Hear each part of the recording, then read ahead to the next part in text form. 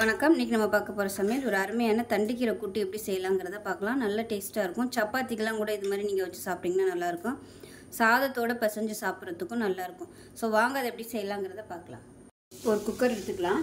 இதில் பார்த்தீங்கன்னா நல்லா ஒரு கை அளவுக்கு நல்லா பொடியாக இருக்கிற மாதிரி பாசிப்பருப்பு சேர்த்துக்கலாம். இதை வந்து கழுவிட்டு வந்துட்டு பார்க்கலாம். இப்போ இதை கழுவிட்டு வந்துட்டேன். இதில் வந்து ஒரு டம்ளர் அளவுக்கு தண்ணி சேர்த்துக்கலாம். வந்து ஒரு வேளைக்கு தக்கனதை நான் வந்து கூட்டு வைக்கிறேன். இப்போ இதில் ஒரு 3 பல் பூண்டு, மீடியம் சைஸ் தக்காளியில் வந்து பாதி கட் பண்ணி சேர்த்துக்கிறேன். இப்போ அதே மாதிரி ஒரு கைப்பிடி அளவுக்கு சின்ன வெங்காயம் சேர்த்துக்கலாம். ஒரு 1/4 டீஸ்பூன் போல் மஞ்சள்தூள் சேர்த்துக்கலாம். இப்போ இது வந்து மூடி வச்சிடலாம். அதுக்கு முன்னே கொஞ்சமாக எண்ணெய் விட்டுக்கலாம். தண்ணி வந்து பொங்கி வராமல் இருக்கிறதுக்காக மூடி வச்சுட்டு ஒரு 2 விசில் விட்டால் போதும். ரொம்ப அப்படியே கொலன்னு பாசிப்பருப்பு வேகணும்னு அவசியம் இல்லை. நல்லா மலர்ந்து வந்தால் போதும். நல்லா ஒரு 2 விசில் விட்டுட்டு ஸ்டீம் போனதுக்கப்புறம் பார்க்கலாம். இப்போ விசில் விட்டு ஸ்டீம் போயிடுச்சு. எப்படி இருக்குன்னு பார்க்கலாம். பாருங்கள், கரெக்டான பதத்தில் வந்துருக்குது. ரொம்ப அப்படியே கொலன்னு ஆகலை. அதே சமயம் நல்லா மலர்ந்து இருக்குது. ஸோ இந்த மாதிரி தான் இருக்கணும் நமக்கு. இப்போ இந்த ஸ்டேஜில் தண்டுக்கீரை நல்லா பொடியாக கட் பண்ணி வச்சுருக்கேன். அதை சேர்த்துக்கலாம். இது வந்து ஒரு 2-3 கைப்பிடி அளவுக்கு வரும். கரெக்டாக ஒரு 3 கைப்பிடி அளவுக்கு வருது. இப்போ இந்த கீரையை வந்து நம்ம வேக விட்டு எடுத்துக்கலாம். அந்த கீரை வேகிற அளவுக்கு தண்ணி ஊற்றிக்கலாம். ஒரு 1/4 கப் அளவுக்கு மட்டும் தண்ணி ஊற்றிக்கலாம். ஏன்னா கீரை வந்து வெந்ததுக்கப்புறம் சுருங்கிடும். பூண்டு வந்து நான் முழுசாகவே போட்டிருக்கேன். நீங்கள் வந்து தட்டி போடுறதுனாலும் போட்டுக்கலாம். எல்லாத்தையும் நல்லா கலந்து விட்டுட்டு கீரை வந்து நல்லா வேகட்டும். இப்போ இதில் கொஞ்சமாக சாம்பார் பொடி சேர்த்துக்கலாம். இது வந்து ஆப்ஷனல் தான். ஒரு 1/4 டீஸ்பூன் போல் சேர்த்துக்கோங்க.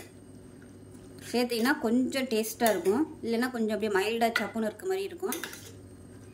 விருப்பம் இருந்தால் சேர்த்துக்கோங்க. இப்போ பாருங்கள், நல்லா வெந்துருச்சு. நல்லா சூப்பராக வாசனை வந்துட்டுருக்கு. நம்ம அந்த சாம்பார் பொடி போட்டதுனால நல்ல வாசனையாக இருக்கும். ஒரு தடவை கீரை கூட்டு வந்து இது மாதிரி செஞ்சு பாருங்கள். டேஸ்ட்டு சூப்பராக இருக்கும். அவ்வளோதான், நல்லா வெந்துருச்சு. கீரை வந்து எப்பயுமே சீக்கிரமாகவே வெந்துடும். இப்போ வந்து நம்ம தாளிச்சு விட்டுக்கலாம். இப்போ இதில் கொஞ்சமாக உப்பு சேர்த்துக்கலாம். இப்போ தான் நான் உப்பு சேர்க்குறேன். இப்போ இது வந்து கொதிச்சிட்ருக்கு. இப்போ இதில் பார்த்தீங்கன்னா ஒரு 2 டேபிள் ஸ்பூன் துருவன தேங்காய், ஒரு பச்சை மிளகா, காரத்துக்கு வந்து பச்சை மிளகா தான், ஒரு 1/4 டீஸ்பூன் போல் சீரகம் போட்டிருக்கேன். இது வந்து நல்லா அரைச்சிக்கலாம். இப்போ தேங்காய் அரைச்ச பேஸ்ட்டை இதோட சேர்த்துக்கலாம். இப்போ ஒரு தடவை நல்லா கலந்து விட்டுக்கலாம். லேசாக கொதிய ஆரம்பிக்கையில் அமர்த்திட்டு தாளிச்சுக்கலாம். ரொம்ப கொதிக்க விடணும்னு அவசியம் இல்லை.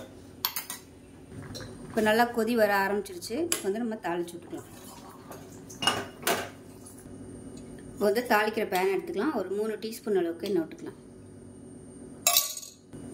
எண்ணெய் சூடாயிடுச்சு. 1 டீஸ்பூன் போல் கடுகு, உளுந்து சேர்த்துக்கலாம். 1 டீஸ்பூன் போல் சீரகம் சேர்த்துக்கலாம். கருவேப்பிலை சேர்த்துக்கலாம். ஒரு 2 வரமிளகாய் சேர்த்துக்கலாம். இப்போ இதில் சின்னதாக ஒரு பூண்டு வந்து தொலியோட தட்டிட்டு சேர்த்துக்கோங்க. நல்ல வாசனையாக இருக்கும்.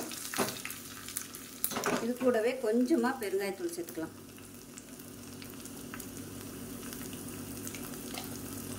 அவ்வளோதான். பூண்டு வந்து நல்லா இப்படியே கருகி வரணும். இப்போ தான் நல்லா வாசமாக இருக்கும். பூண்டு நல்லா செவக்க ஆரம்பிச்சிருச்சு. நல்லா இப்போ அதை கூட்டில் சேர்த்துக்கலாம்.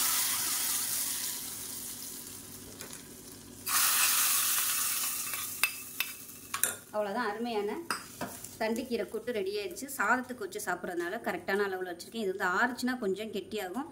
உங்களுக்கு வேணும்னா இன்னும் கூட நீங்கள் கெட்டியாக வச்சுக்கலாம். அவ்வளோதான், அருமையான தண்டுக்கீரை கூட்டு ரெடி ஆயிடுச்சு. இது மாதிரி செஞ்சு பாருங்கள். செஞ்சு பார்த்துட்டு எப்படி வந்துச்சுங்கிறத சொல்லுங்கள். வீடியோ பிடிச்சிச்சுன்னா லைக் பண்ணுங்கள், கமெண்ட் பண்ணுங்கள், சேனலை சப்ஸ்கிரைப் பண்ணுங்கள், பக்கத்தில் உள்ள பெல் பட்டனையும் ப்ரெஸ் பண்ணுங்கள். நன்றி.